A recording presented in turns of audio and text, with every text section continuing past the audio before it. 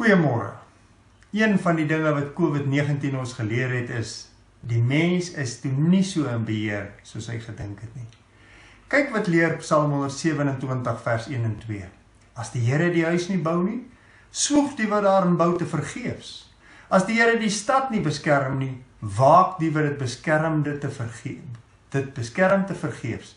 Te vergeefs dat julle vroeg opstaan en laat gaan slaap om met moeite is bestaan te maak.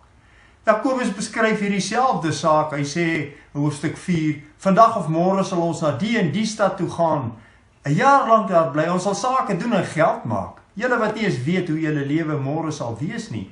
Julle is maar 'n damp wat 'n oomblik verskyn en sommer weer verdwyn. God sê, jy is nie in beheer nie. Jy weet nie eers of jy môre gaan leef nie.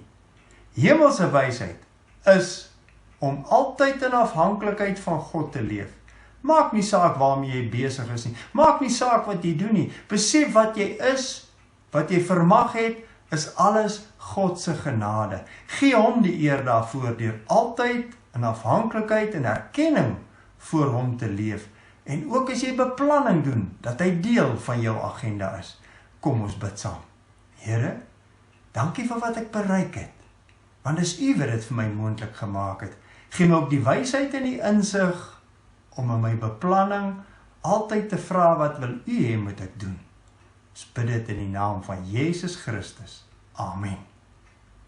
'n mooi dag vir u.